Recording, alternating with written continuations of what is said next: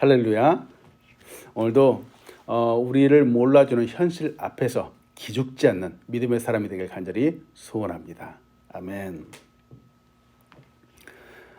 제가 고등학교를 다녔을 때였던 것 같습니다. 1980년도 후반쯤 됐을 겁니다.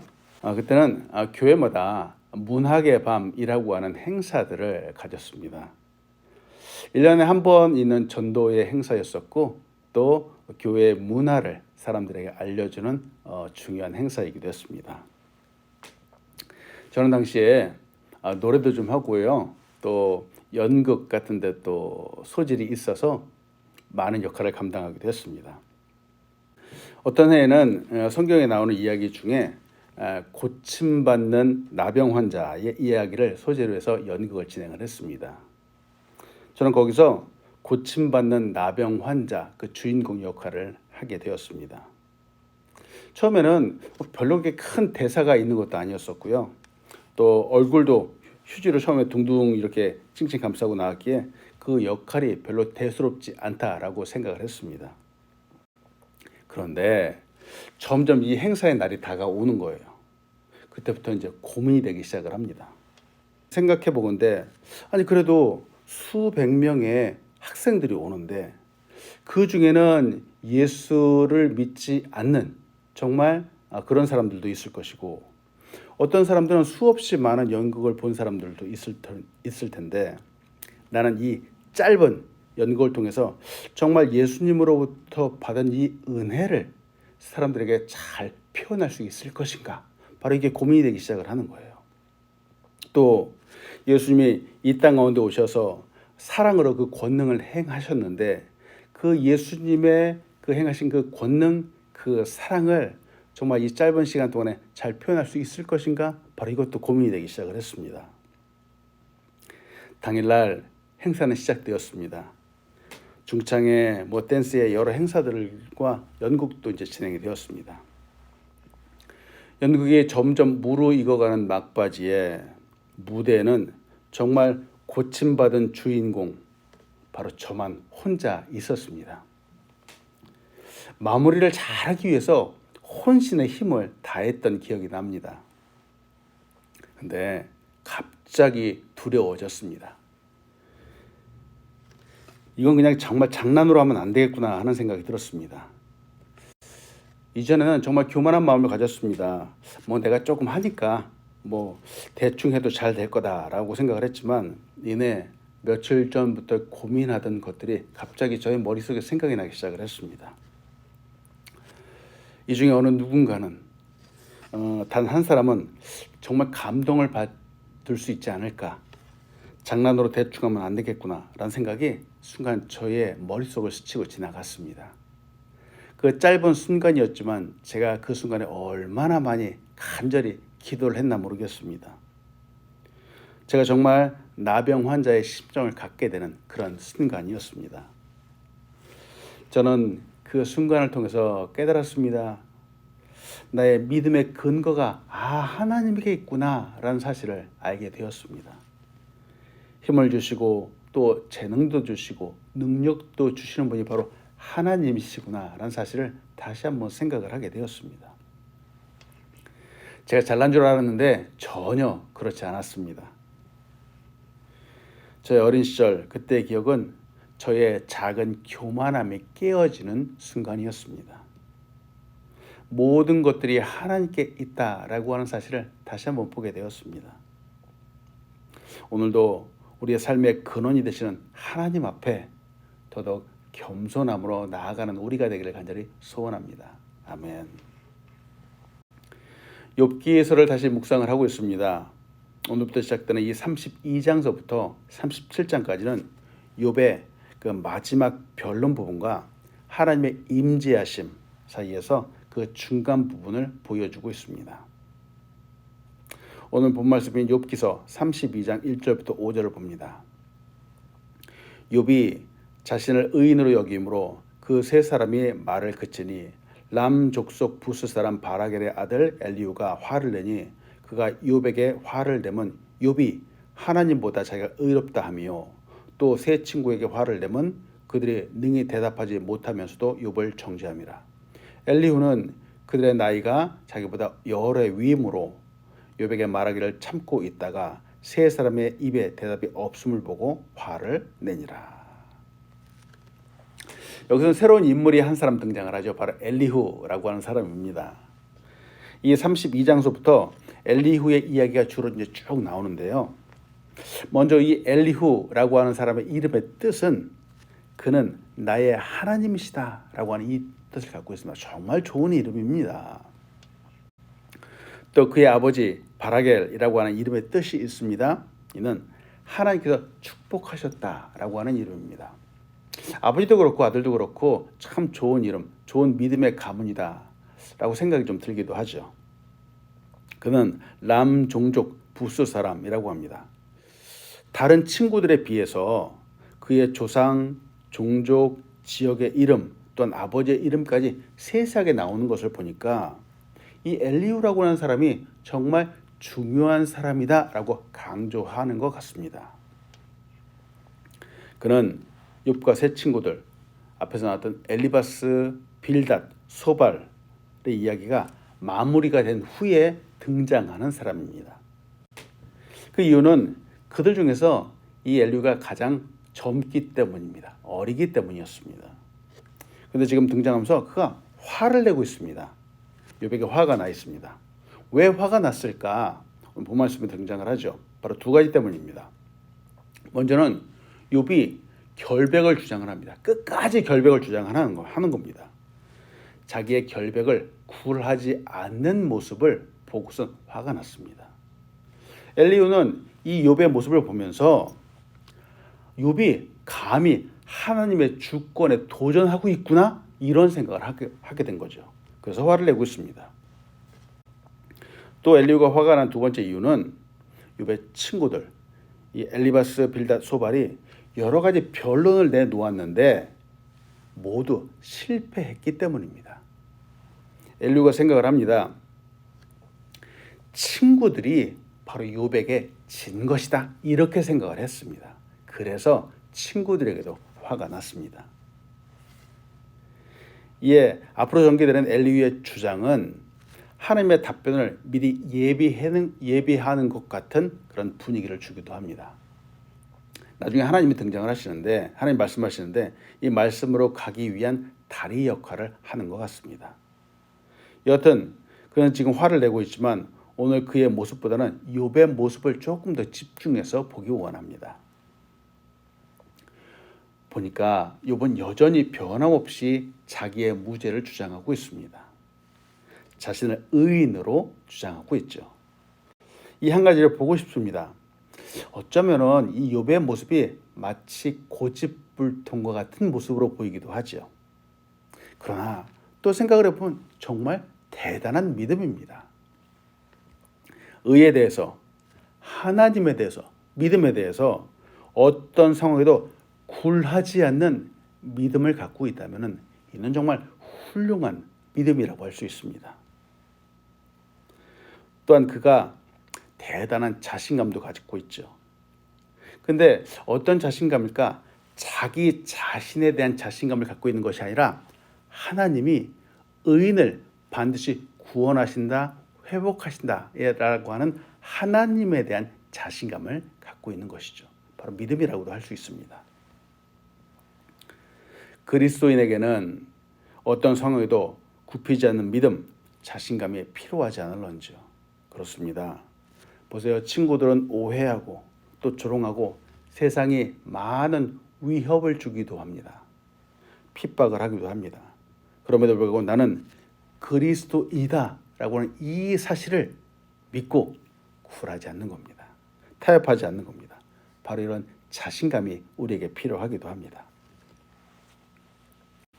인생은 많은 장애물을 통과하는 경기와 같기도 합니다.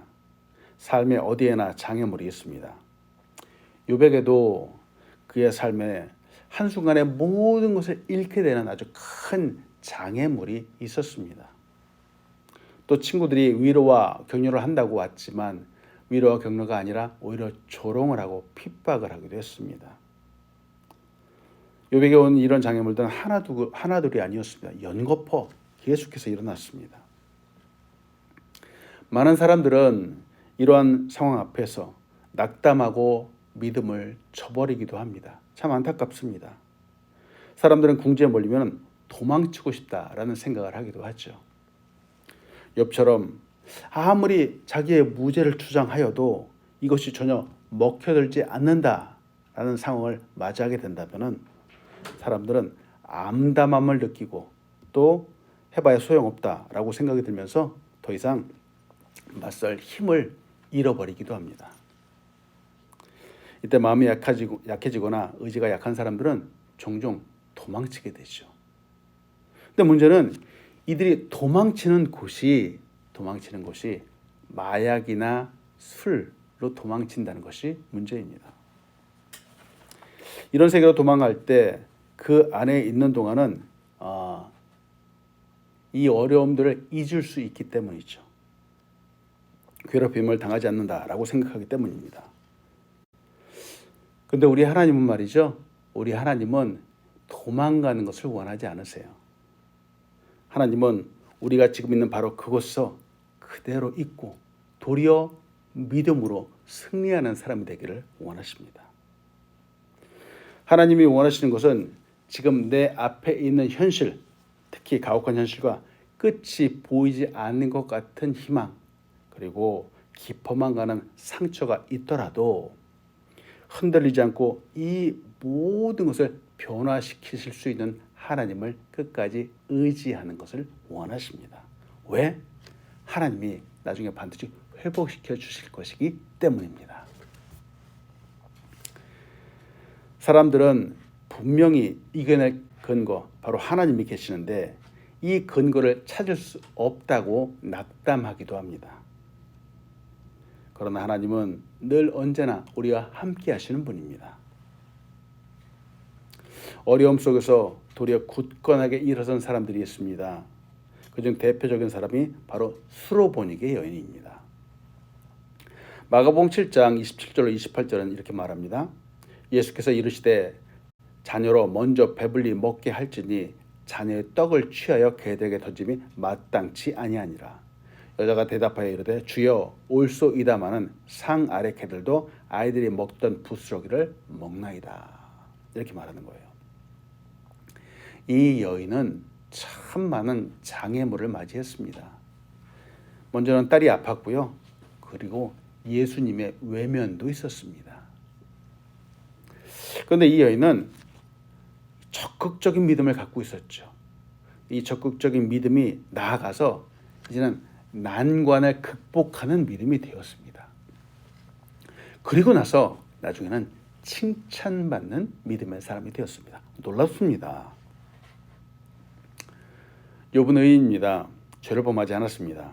이는 그 자신의 의인이라고 하는 그 자신감 때문이 아니라 바로 의인을 보시는 하나님을 향한 믿음을 굳건히 갖고 있는 것입니다. 바로 하나님을 향한 자신감입니다. 물론 그럼에도 불구하고 사람들은 여전히 욥을 오해합니다. 정죄하기도 합니다. 디모데후서 3장 12절은 이렇게 말합니다. 무릇 그리스도 예수 안에서 경건하게 살고자 하는 자는 박해를 받으리라. 그러나 세상은 아무리 그런다 그래도 우리의 믿음, 끝까지 하나님을 향한 믿음을 지키는 우리가 되기를 간절히 소원합니다. 하나님이 우리를 보고 계십니다. 하나님께서 칭찬하시기 때문입니다. 끝까지 믿음을 지킨 사람을 위해서 의의 면류관이 예비되어 있기 때문입니다. 디모데후서 4장 8절은 이렇게 말합니다. 이제 후로는 나를 위하여 의의 면류관이 예비되었으므로 주 곧 의로우신 재판장이 그날에 내게 주실 것이며 내게만 아니라 주의 나타나심을 사모하는 모든 자에게도니라. 아멘. 사랑하는 여러분, 의의 면류관을 받는 우리가 되기를 간절히 소원합니다. 아멘. 오늘 본 말씀 욥기서 6절로 10절을 봅니다.